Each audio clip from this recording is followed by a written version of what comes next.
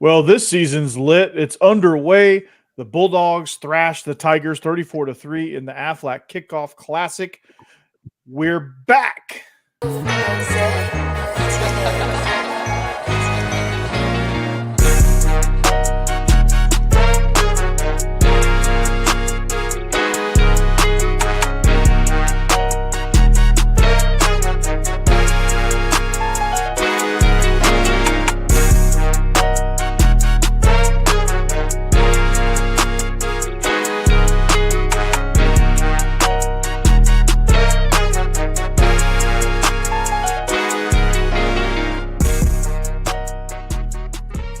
All right. Good evening. Welcome into the Believe in Georgia Dogs podcast on the Believe Network.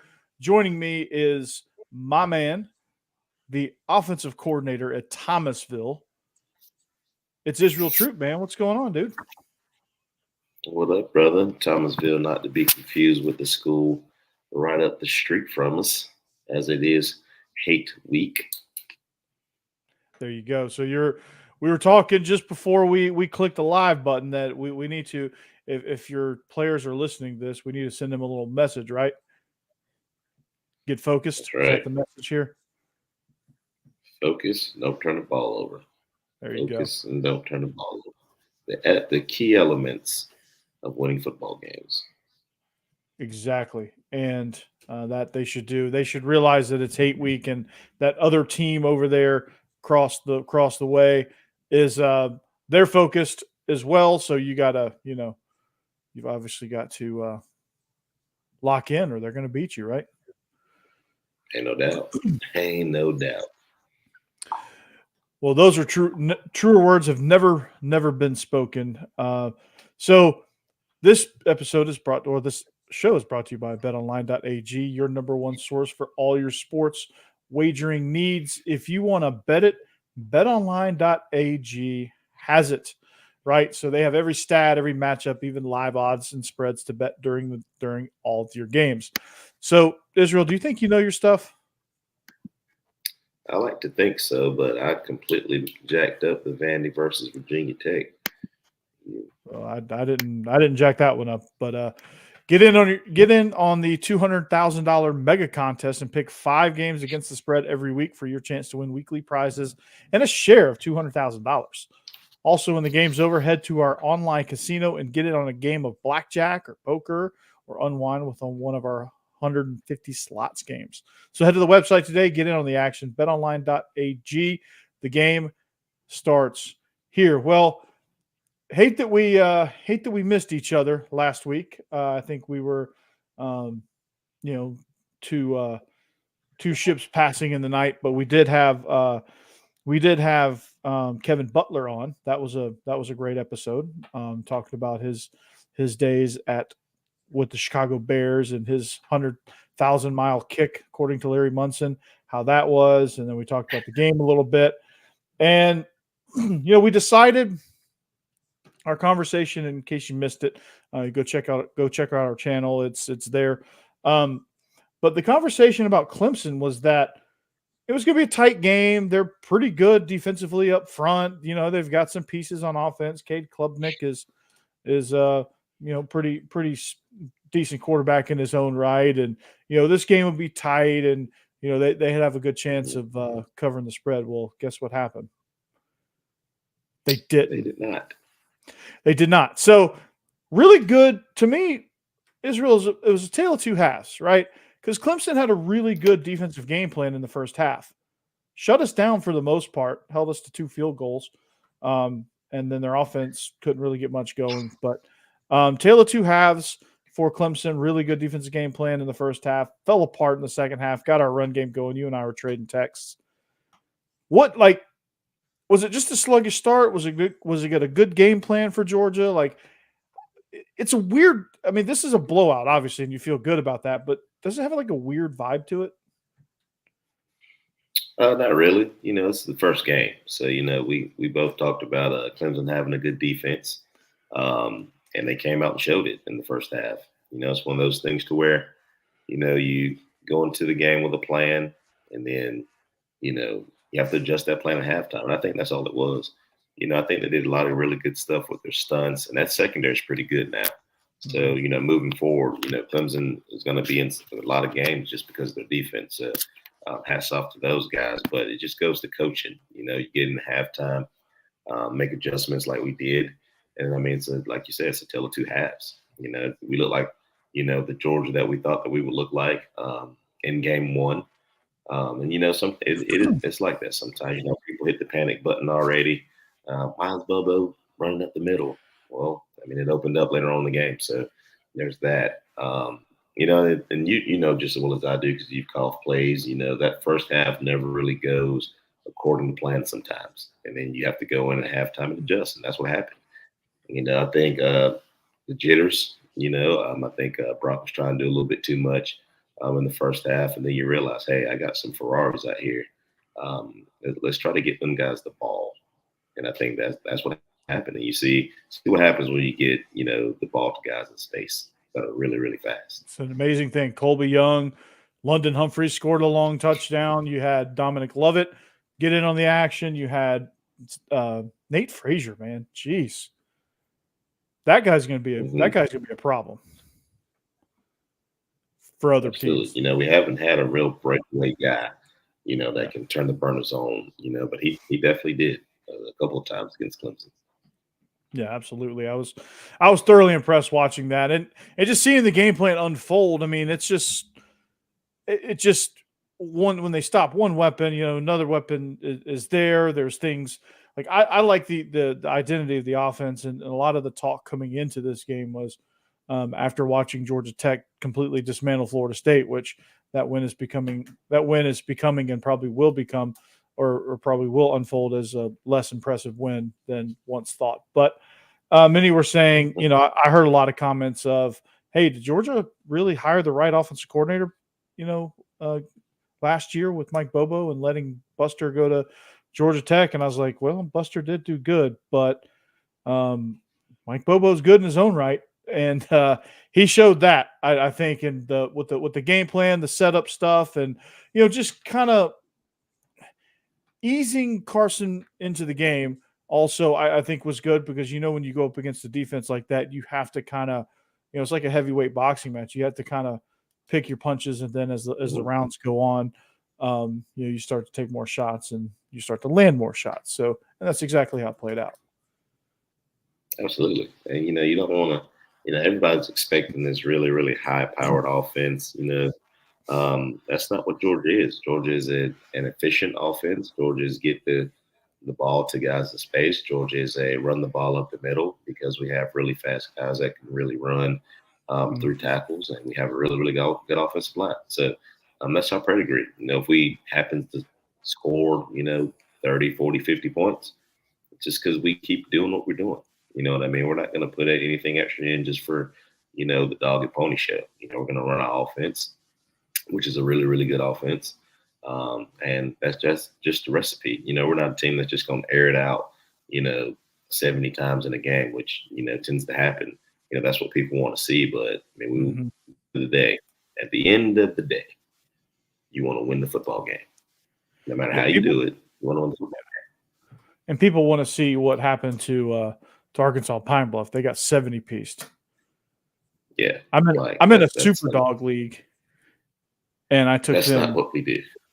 No, it's not what we do at all. And I'm in a super dog league at school, and you pick two teams every week against as underdogs against the spread.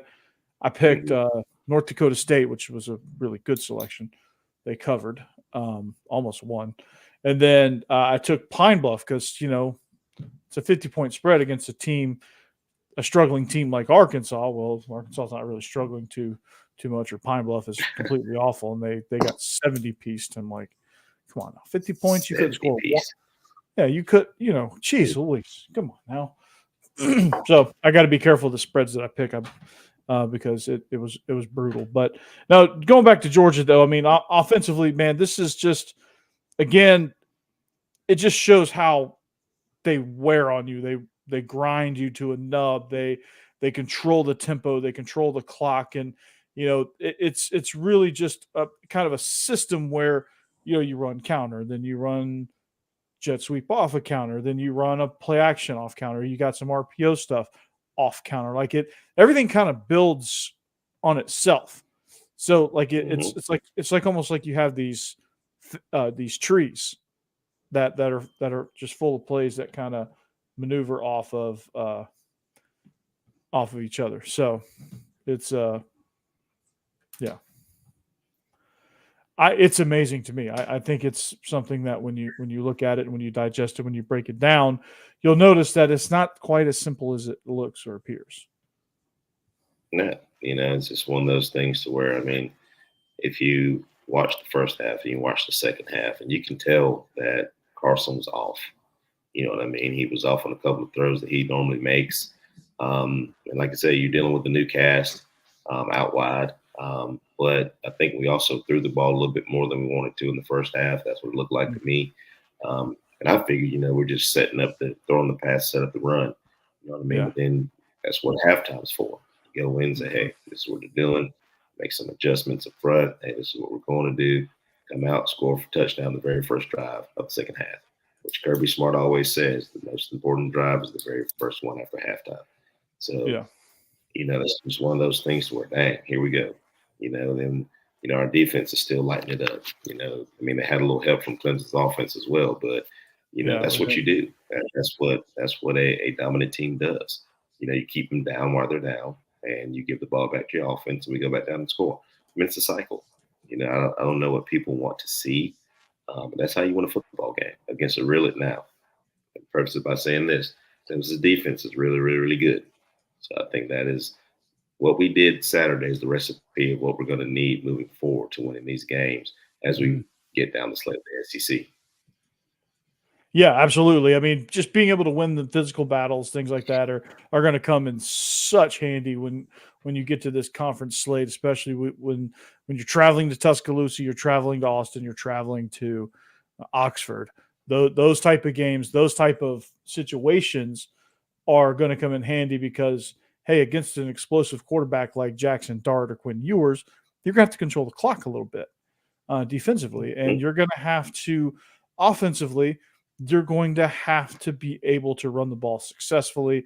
You're going to have to be able to move the chains. And I don't want to say score too quick because I never want to discourage that. But again, you have to control things a little bit and control the tempo. And then I think you get a team. Once you get a team out of their element and out of their comfort zone, Georgia has a way of getting teams to panic against them and do uncharacteristic things like Ole Miss last year. That was supposed to be game of the century, right? Ended up being a blowout. Yeah. Why? Because they were trying to win the game on every play over there at Ole Miss, and they just kind of panicked a little bit because they knew that if they didn't score on every possession, Georgia was going to make it pretty troublesome for them. Absolutely. And that's one thing Georgia has to understand too. We need to take the mentality of score on every play. All right. Or, on the flip side of that, every possession needs to end in the kick, whether it's a punt or it's a field goal. You know what I mean? So we like points every single drive, but we're also realistic too. Some of us more than others. You know what I mean? But you're going to face some really, really good teams, with some really, really good defenses. And I think, like I said, Saturday was the recipe that, hey, let's figure out what they're doing. Defense is playing lights out. Let's not turn the ball over. Let's get into halftime, make our adjustments, and then we come out. And then we just play bully football. You know what I mean? That's one of those things where, Saturday was really, really bully football in the second half. Bully ball, man. The return of bully ball. I think in a perfect world in Kirby Smart's days, bully ball is prominent, right? Ain't no doubt. Ain't no doubt.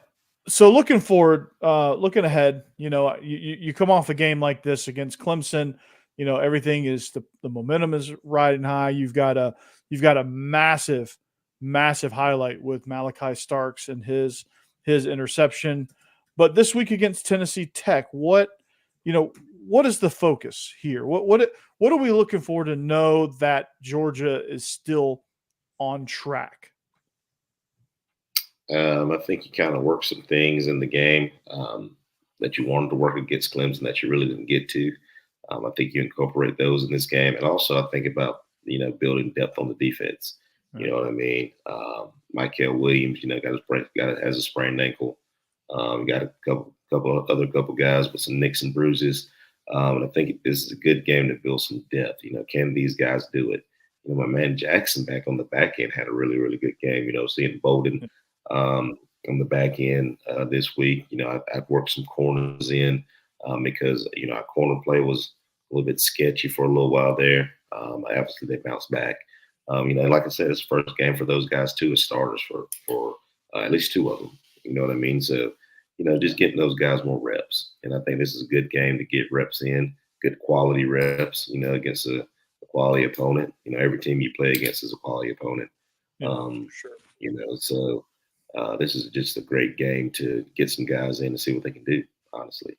Because you understand now, you got your regular games, your regular season games, and then you got the 12-team playoffs. So it's a long season. You know what I mean? So you got at least 3 games if you're a conference champion. You got 3 games to get to the natty? Yeah. It's a little bit tougher of a road, and you get that first round bye if you're a conference champion. So there's emphasis on that. So yeah. So I would consider building as much depth, get as much guys that I think freshman guys that on the cusp of redshirting. I'll let those guys play as much as possible. Once the game's in hand, once you've seen what you need to see from your older guys, and just see if those guys can go out there and play football. Because that's what it's boiled out to. Can you go out there and play football? Can you block? Can you tackle? Yeah, and that's what it's going to come down to, and that's what you need to see. You need to see the fundamentals being ironed out, the communication defensively ironed out even more, which I thought it was pretty stellar to begin with. But you know as well as I do, it always ebbs and flows, right? You get in certain coverages, and I think defensively it's going to build. The schemes are going to build on each other, as it does. That's typical. And there's going to be some formation checks. There's going to be some other things that are involved that require communication across the board. Everyone's still getting used to the helmet speakers and being able to relay information there. So it's going to be interesting to kind of see just how do they come out and sleepwalk? Like, do they come out with the same intensity? I know that's difficult, and I know that's easier said than done, but I think the starters need to at least approach this game like, hey, we need to, this is going to be another chance for us to kind of come out and hit on all cylinders early on. And if they can do that, they can kind of get used to that because they're going to need that. It's a pretty decent little stretch here after this week. Yeah, there's no doubt. And, I don't think that we'll get caught sleeping or looking ahead, because, one thing is that Kirby Smart preaches, don't get complacent, and against a team like this, you get complacent, you can get beat. It's real simple. You know what I mean? So, like I said, I think this is a good game for us to get all the young guys in that we're wanting to see, all the young guys that we think that can play. Get out of here, healthy, looking forward to the next game after this one. Yeah, for sure. And getting guys important reps. Like you said, with the depth building, I mean, I think that is of utmost importance because when you do build that quality depth, you, as anybody else should know, you and I both know this, and knowing just kind of how the sport of football works, how college football works, even at the NFL level. Like there was 66 different starting quarterbacks in the NFL last year alone. Like that, football. I don't know if you know this, Israel, but football is a violent sport, and injuries happen. I don't know. No matter how soft they try to make it, it's still a violent sport. People running into each other. Mm-hmm. And so things are going to happen. Somebody's going to leg whip you. Somebody's going to hit your hand, or you might get a concussion, or you might get a targeting penalty because God forbid you breathe on somebody wrong and it's targeting. Then they I saw, and I thought I've seen ridiculous targeting targeting reviews, but the one I saw on Saturday in the Georgia game took the cake, man. Like the guy went low, shoulder to arm. Mm-hmm. like right in like this area. His face mask was up too. Like it was a perfect tackle, and they reviewed it for targeting. Look, we had a kid. I kid you not. We're at a JV game last week that got a penalty for targeting because he hit the kid too hard. Legal hit, wasn't a blindside hit. It wasn't one of those, you know, outrageous on the sideline hits. No, he just hit the kid too hard. He just felt like throwing a penalty. Was it like a bang bang like kid caught a No, pass and this like is 2 on a steps later? screen. He just No, came in. this was on a screen, and the guy was running down the sideline. Okay, he's running down the sideline. Our DB's coming up. He's coming up the sideline. So the guy tries to run him over. Well, that did not work in his favor. It didn't, huh? Well, it did work in his favor because he got the penalty. Yeah, but I'm like, I said, so he hit the kid too hard? Yeah, coach, we got him for targeting. I was like, okay. So you did what? Yeah, I saw one Saturday where a defender was going to make a tackle, and the runner like braced himself, and that was targeting. He got ejected from the game. What? Yeah, it was bad. I was like, you've got to be kidding me. So now the defender can't protect himself. Yeah, that's concerning. Yeah, because the side of his helmet hit the side of the runner's helmet. Is why it was considered targeting. I said, this is stupid. Oh, God. What are we doing? What are we doing? That's bad. Even for high school. Yeah. Like I knew, like high school doesn't have the best refs of all time because let's face it, these guys aren't full-time referees. Mm-hmm. So you expect a little bit of that. Like they're going to miss some stuff, right? Not everything's going to get called. But that being said, Jesus. Okay, I got to take a minute. That's, oh, man. Okay. I thought it was bad here in Tennessee. I was like, what are we doing? Okay. Targeting. They're all going to be wearing that soon. Yeah. They are. So, well, let's look ahead, man. I know Georgia's got Tennessee Tech, and you want to see us have the intensity, and just be crisp and get a lot of guys, take care of business early enough to where a lot of guys are getting reps, and I think that'll happen. So looking ahead at some of the other games, this is a pretty interesting slate of games this weekend. We got some doozies this week. Yeah, kicking things off in the nooner slot is Georgia Tech and Syracuse, the Fran Brown era.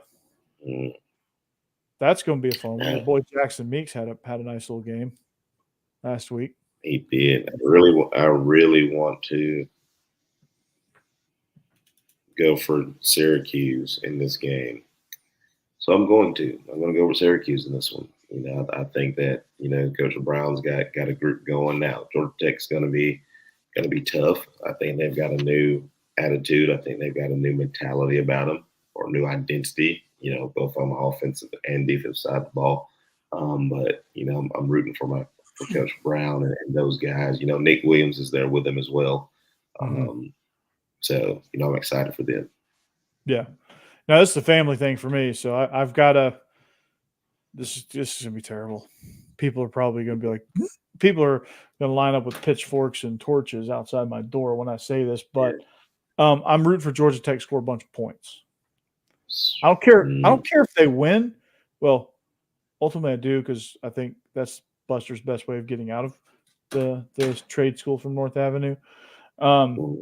He might end up with the Florida Gators. He might end up with a chance to be the head coach of the Florida Gators. I was literally just about to say that. We'll just leave it at that. Then, God, I'll have to really hate him then. Jeez, Buster, you're not making good life choices, bud. But anyway, it's a family thing, so I'm taking Georgia Tech -3 on that one. Then you've got Texas, Michigan. What's the spread on that, Jewel? Spread is 7.5. The over-under is 43. That's interesting. That's an interesting, interesting spread there. Interesting over/under, really. That's what it comes down I think to. I'm gonna take Texas here. I like Texas. Was it 7.5? Yeah. I like Texas 7.5 because Michigan doesn't know exactly which quarterback they want to use. So that's the real reason why I'm taking that. Otherwise, I would take the under because it would be two really good defenses going at it still. Yeah. But I think with Michigan's offense, not having a true solidified quarterback, I think that gives Texas the upper hand. Yeah, I think Texas and the under as a same game parlay. I agree with you there. I think it's going to go under, but if you're picking one or the other, I would be more inclined to take the spread on this one. Our boy Sam Pittman, Oklahoma State.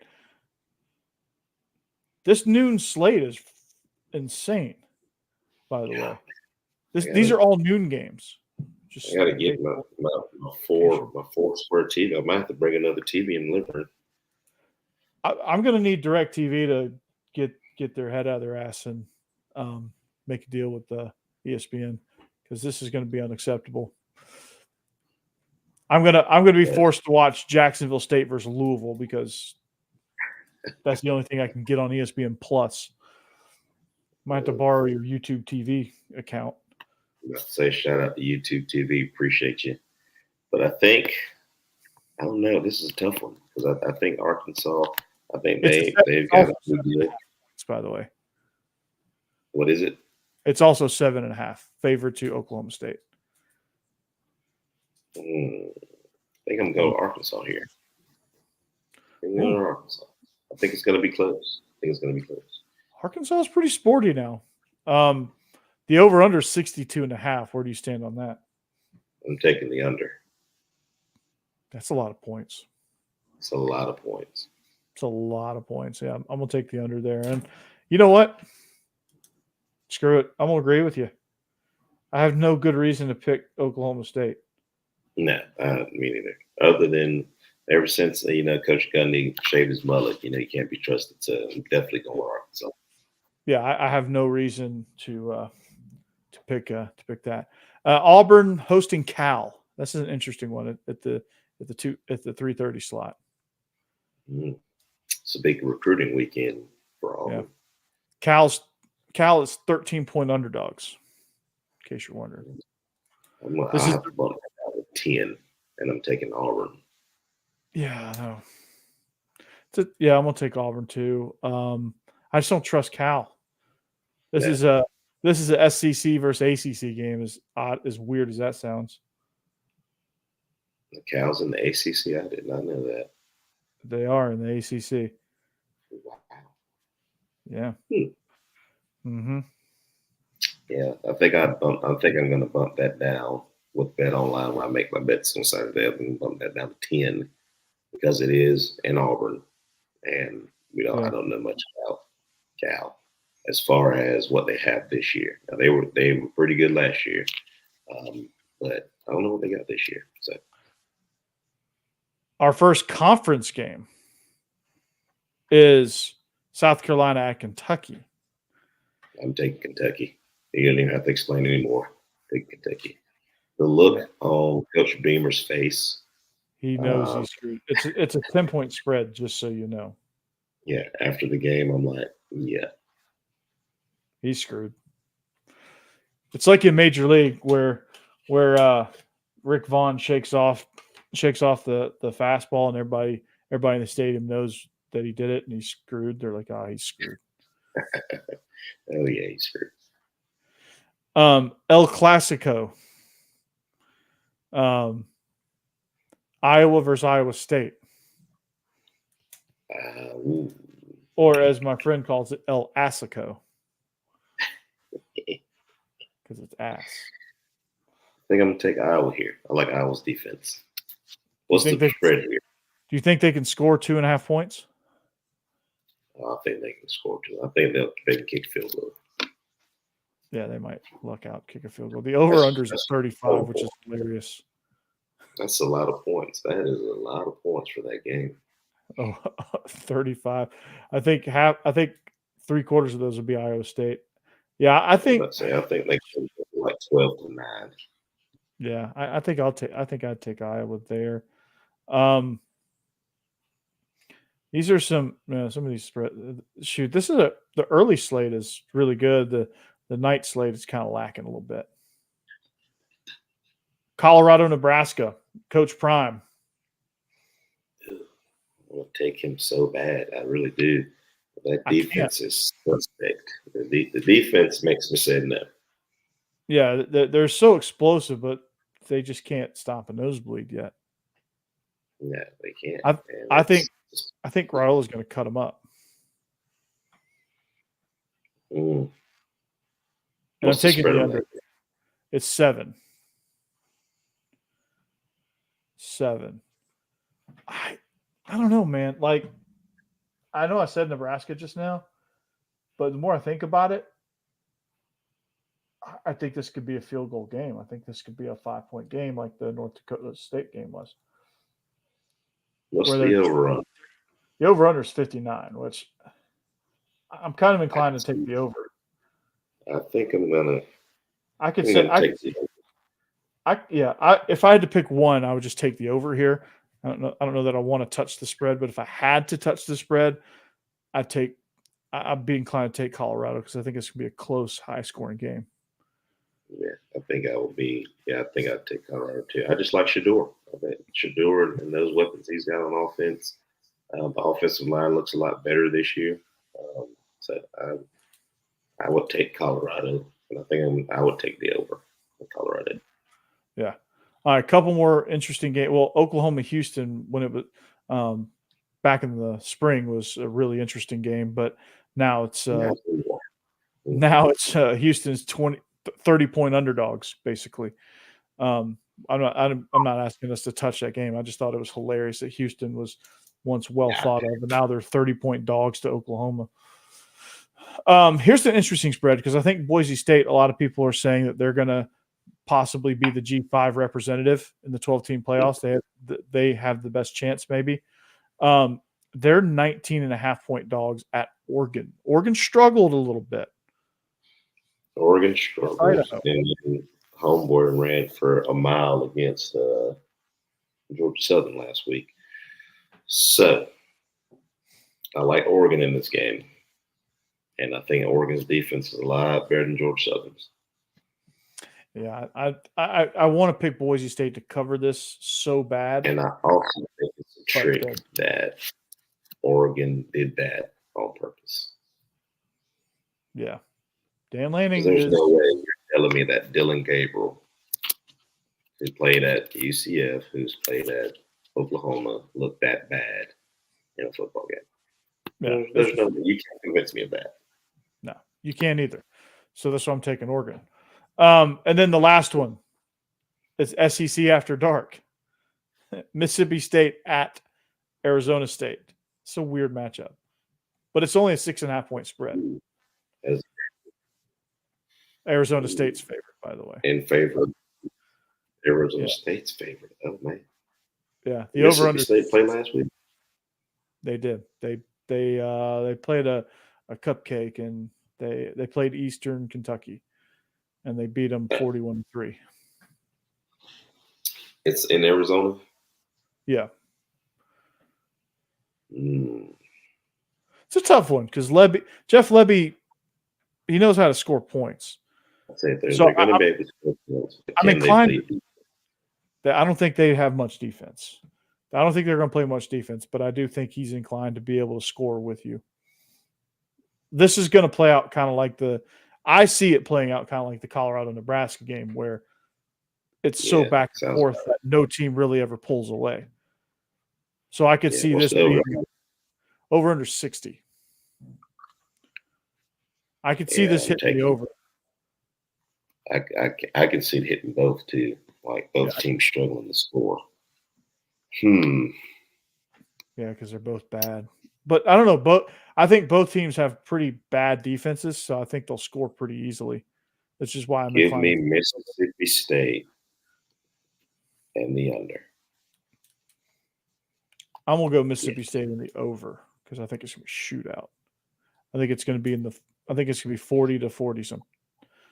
I think it's gonna be in the 40s.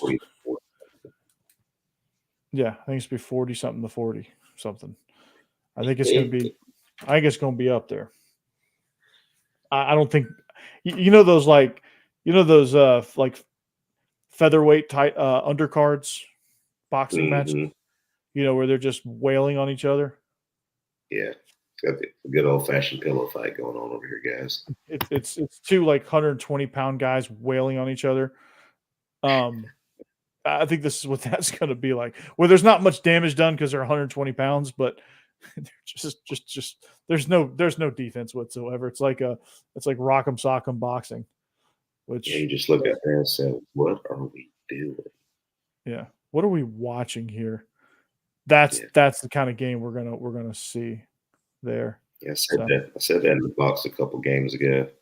We like fumbled a snap or something, and then my quarterback pitches to my receiver like, "What do you want me to do with it?" So he just like takes off running. Said, "What are we doing? We look like the Bad News Bears." You're probably said it just like that too, just as calm, like, "What are we doing?" Yeah, that's when you know you're mad. You're just like, oh. Yeah. Well, I wasn't mad, but I was just like, what is going on here? What are we? This is not good. No, I always hit it with the oh boy. I always hit it with the oh boy. I've had some good one-liners this year. This past week, all right, the Battle of the Syrup Maker, okay, all right, which by the way is now back at our field house. By the way, we go up 21-0 in the first 3 drives. All right, we're up 21-0. Okay, this game went into overtime, 35-28.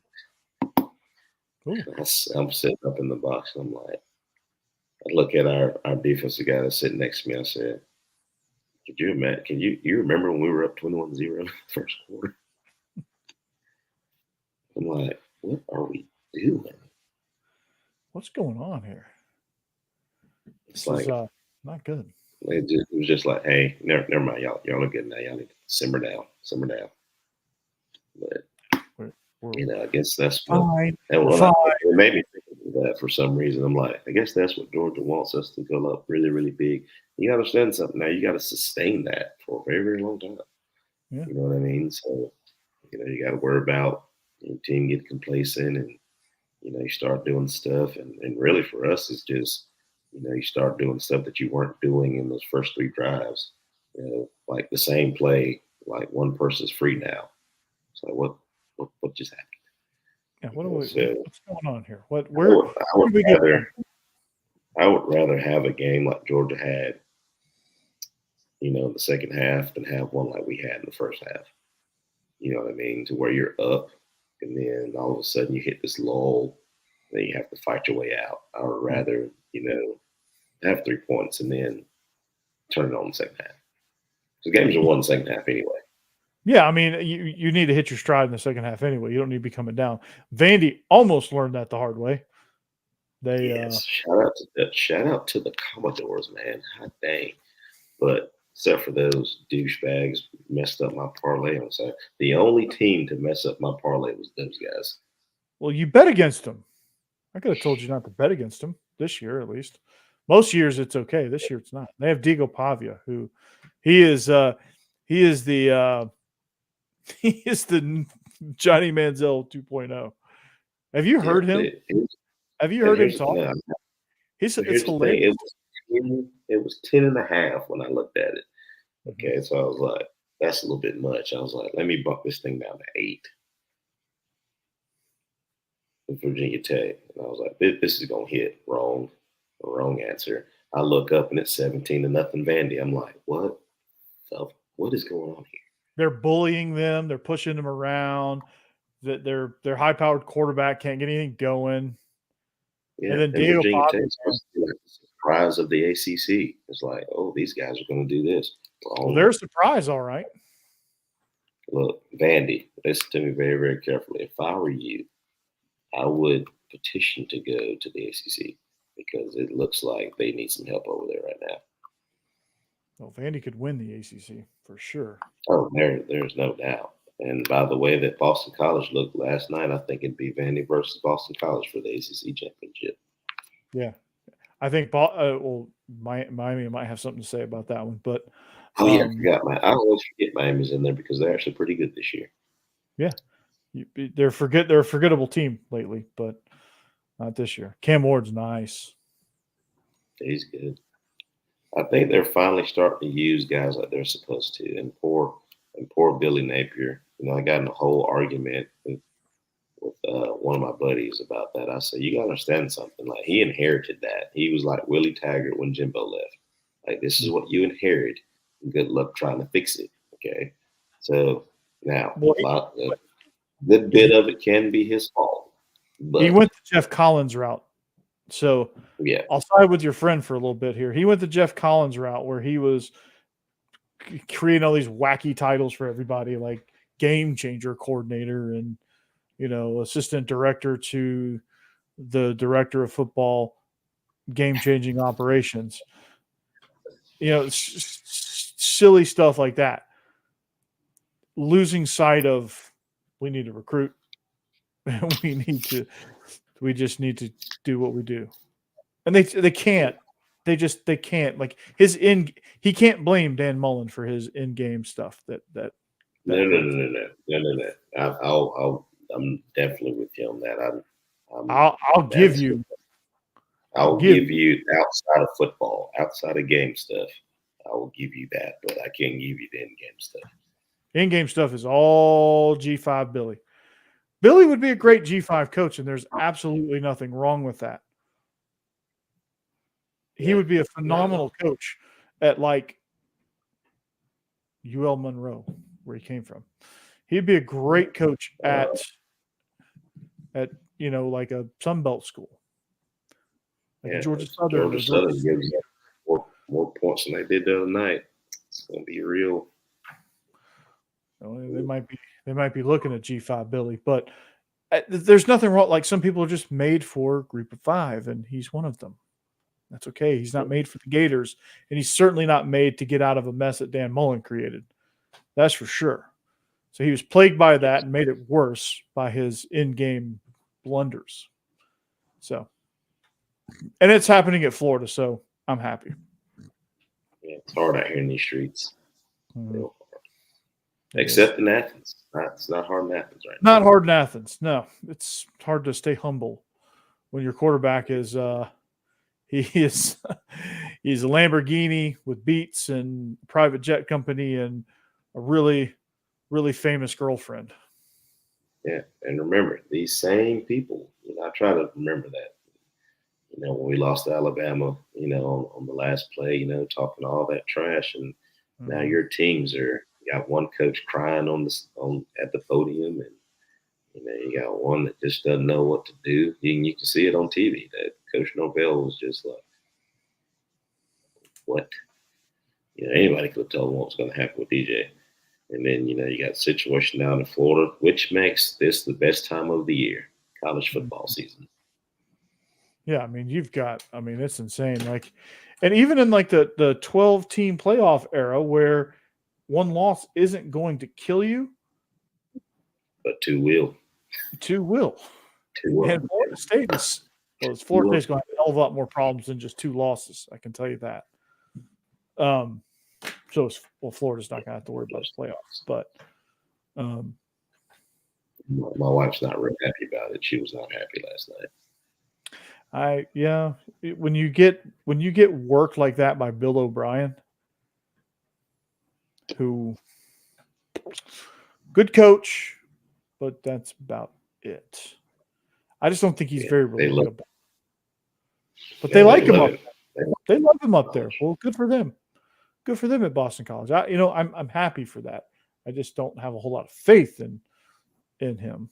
but I do think it's good that they So got how some. long will it last, guys? How long will it last? For Boston College, it don't matter. They don't care. They really don't. They're happy. They beat Florida. They just beat Florida State. They're happy.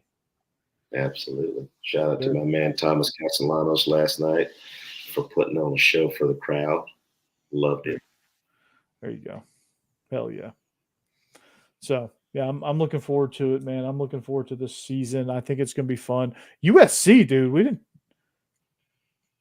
They're go. So okay, I've always called them Charmin Extra Soft. I can't do that anymore. Damn it. I can't call them Charmin Extra Soft. No, you can't. Because they ain't soft anymore. Because the DC for USC was dialing it up, buddy. He really was. Now, they got some work to do.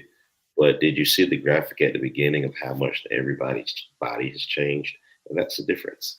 Mm-hmm. That is the difference. You don't have these really lean, skinny kids out here playing on you for defense, getting pushed around. You got some muscle-bound kids now. Yeah, you've got a program, which is good. Lincoln good for them. You know what? Y'all can talk about me no more. He's like, I'm going to the Big Ten. I have to act like it. Mm-hmm. So he's acting like it. He's not. He's like, well, I ain't in the Pac-12 anymore. So I got to act like I'm in the big boy conference now. No. So what about Brian Kelly though? Like, where does this leave Brian Kelly? Is he like, what are we thinking about him? Like, are we changing our minds on Brian Kelly a little bit? Is he kind of in over his skis a little bit? No, I think he goes in that category of with Billy Napier of what happens during the game. You know, when you sit on the sidelines with your arms folded the whole time, you know, that's not good. You know, you're the head coach, yeah, but you still got to coach throughout the game as well. You know, you're managing the game. You know, you're not calling the plays or anything, so you're pretty much the manager. But at the same time, you know, the Nick Sabans and the Kirby Smarts of the world, you know what I mean, are still coaching. You know, while being the head coach. You know, they're not the primary guy, but at the same time, I mean, this is your team. This is what you want to look like. So you can't cry when reporters ask you questions. Yeah, you can't pound the table. You can't cry. You can't stand there with your arms folded and your face beat red and expect that everything's gonna be okay. Like you watch Kirby Smart, he's burning up the turf, going back and forth. Nick Saban chewing ass all game long. You know, he's getting after it. He's coaching. He's probably in the headsets. He's probably talking away, man. Like, hey, here's the situation. You know, here's this, here's that. You know, make sure we're doing this. What are we doing here? I'm gonna break my headset now. And the last thing before we go though, how freaking good is Nick Saban on TV? Dude, him and Pat McAfee right next to each other is absolutely hilarious. Yeah, it's such different personalities. It's amazing. It makes it so much more fun. Yeah, and the thing is like they get along great. Yes, and shout out to Lee Corso too. He seems to be doing better. You know what I mean? And listening to him and you know and the crew back, you know, it's really cool. You know, you got the personality of a coach, and we all know how Nick Saban is, and then you got Pat McAfee beating the air drums right next to him. It's gold. Yeah, and McAfee shirtless embrace with Nick Saban was peak. What they told him that was going to happen ahead of time because he looked surprised. Like, no. I don't think Pat McAfee knew he was going to do that until like McAfee's not somebody that comes off to me as super planned and thought out. Yeah. Fly by your cowboy boots, which is totally fine because he's great. He makes the show fun. It you know, he brings that aspect of it. He loosens everybody up. Like, do you remember last year during the playoff run stuff where they're talking about Alabama and it was the let a naysayer know? Remember that one? Yes, I did not think that's where you were going with that. He's like, did not think you were going there. That's not what I thought you were going to say. And for like 5 straight minutes, they all cracked up. Oh, that is funny. Now Herb Street is a regular on his show, and he's like loosened up a little bit, and like he's actually being a human now, and not so much of an analyst. He's just having fun with it. Yeah, gotta have fun. Gotta have fun in this profession. Because if you don't, chew you up, spit you out. Oh yeah, it will in a heartbeat. So especially at that high of a level. But when you do a show like that, you're in pretty good shape. And he does NFL games now too. So he's good on the NFL games. I don't know if you've seen him on those, but he's pretty good on those. I think I heard him. He's good. I forget which guy. That sounds like he's gotten some really shitty games. His first season, because Amazon Prime paid enough college games. You know what I mean? They're like, hey, we're just going to break you off a little bit here, just for you to say this, buddy. Well, Amazon Prime ain't cheap, and they're not cheapskates. So they're like, you know what? I don't care what games we get. You're going to commentate them. We're going to pay you a hell of a lot of money to do so. He's like commentating too.